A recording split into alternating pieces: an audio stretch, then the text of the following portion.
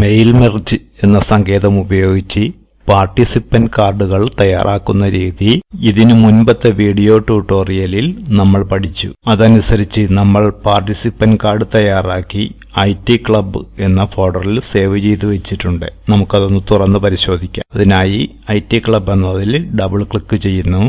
Participants എന്ന file തുറക്കുന്നു. ഇവിടെ കാണുന്ന മാതൃകയിൽ എങ്ങനെയാണ് കാർഡിന്റെ ലേഔട്ട് തയ്യാറാക്കുക ശ്രദ്ധിക്കുക. പുതിയ ഫയൽ തുറക്കുന്നു. മെനു ബാറിലെ ഇൻസെർട്ട് എന്ന ഓപ്ഷനിൽ ക്ലിക്ക് ചെയ്യുന്നു. ഫ്രെയിം എന്നതിൽ ക്ലിക്ക് ചെയ്യുന്നു. ഇവിടെ OK എന്നതിൽ ക്ലിക്ക് ചെയ്യുന്നു.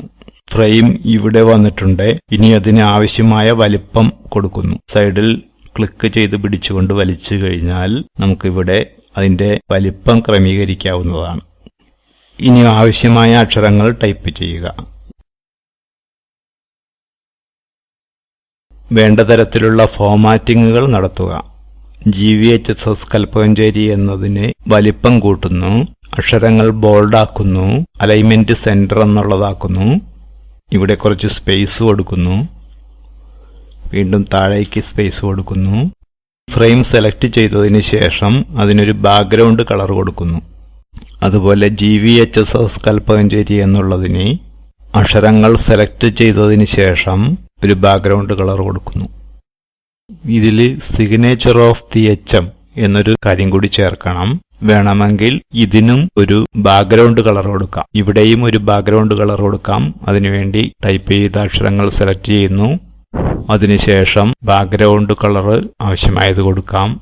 ഇനി ഇതിൽ മുൻപ് ചെയ്തതുപോലെ മെയിൽ മെർജ് സങ്കേതം ഉപയോഗിച്ച് കാര്യങ്ങൾ ചേർത്ത് കൊടുക്കണം. അതിനു മുമ്പ് ഇത് വേണ്ട തരത്തിലൊന്ന് അറേഞ്ച് ചെയ്യേണ്ടതുണ്ട്. കോപ്പി എടുക്കുന്നതിന് വേണ്ടി ഇത് സെലക്ട് ചെയ്യുന്നു.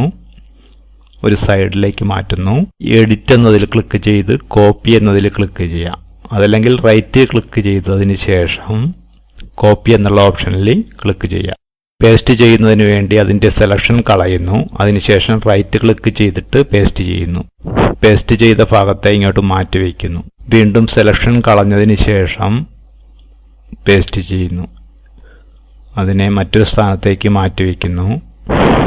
വീണ്ടും എഡിറ്റ് പേസ്റ്റ് എന്നുള്ള രീതിയിൽ ഒരു വട്ടം കൂടി പേസ്റ്റ് ചെയ്യും. അതിനുശേഷം മെയിൽ മെർജ് സങ്കേതം ഉപയോഗിച്ച് ഓരോ ഫീൽഡിനും വേണ്ട കാര്യങ്ങൾ ചേർത്ത് കൊടുക്കുക.